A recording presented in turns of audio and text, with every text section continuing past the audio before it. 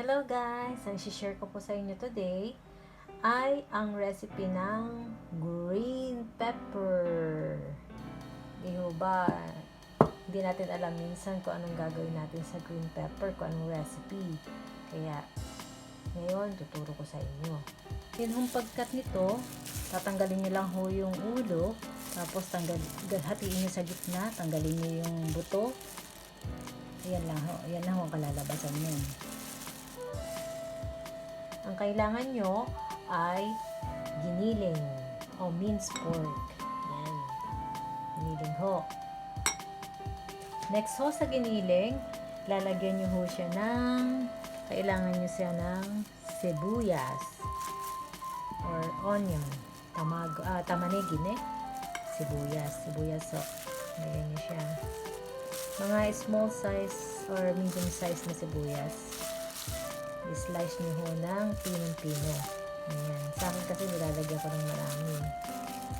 Ayan, sibuyas. Kasi yan ho ang nagpapasarap sa giniling.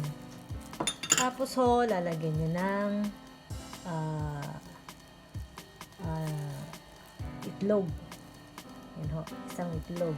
Tamago. Tapos ho, lagyan nyo ng 1 tablespoon na gatas. Optional ho yung gatas. Kung ayaw nyo hong lagyan, pwede ho. Tapos, lagyan nyo ho ng breadcrumbs. Yan. Breadcrumbs ho yan. Chocopan ang tawag ho dito. Mga dinurog na tinapay ho ito.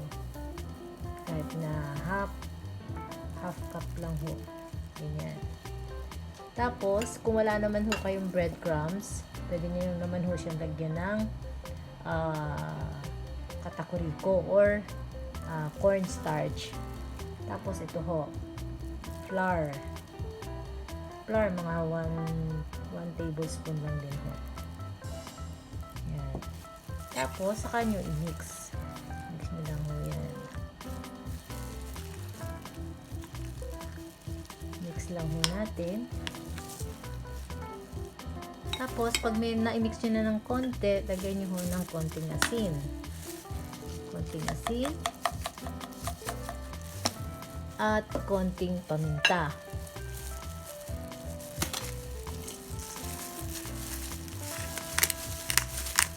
Paminta ho.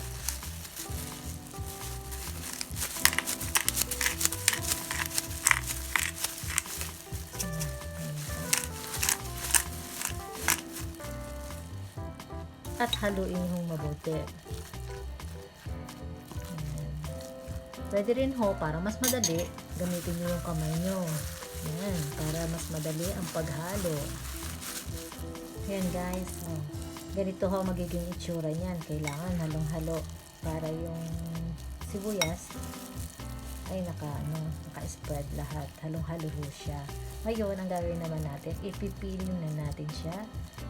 Piling na natin siya sa green pepper. Ayan, ito na po ang green pepper. Pipiling natin dito. Ito toppings natin sa green pepper. Yung ginawa nating minced pork. Ganyan ho. Ganyan lang ho kasimple. Ayan. Sa ibabaw lang ho.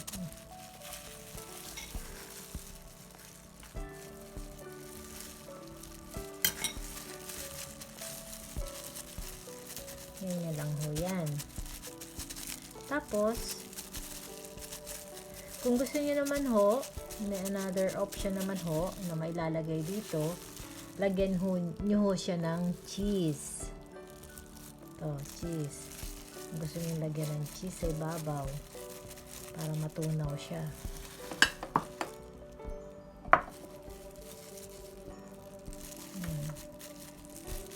Yan yung gagawin nyo. Cheese. Okay? Yan. Another option. Lagyan siya ng shredded cheese. O kaya yung plain. O kaya naman ho, lalagyan nyo siya ng carrots. Para ho makakain ng gulay ang bata. Ito ho yan. Nakahalo lang ho yung carrots. Lalagyan nyo lang ho siya. Ihahalo nyo lang ho siya. Yan, di ba? Para meron na siyang dagdag na gulay. Yan na ho siya. Isang plain, isang may cheese, at isang may halong carrots. Ang next na gagawin natin ay ipiprito natin siya. Pwede yung pirito, i-fry pan nyo siya, or i-oven bake nyo siya. Mas masarap po kung oven bake, walang mantika, or sa non-fry, pwede rin ho. Ngayon guys, ilalagay ko siya sa non-oil fryer. Doon ko siya iluluto. Pwede rin ho naman sa frying pan. Frying pan, pwede ho. Pwede rin yung oven bake. Kahit saan. Anong gusto nyo. So, anong mas prepare nyo. Ako ho ngayon, dito ko siya iluluto sa non-oil fryer. Nasa 180 degrees. Ito ko rin siya sa mga 10 minutes.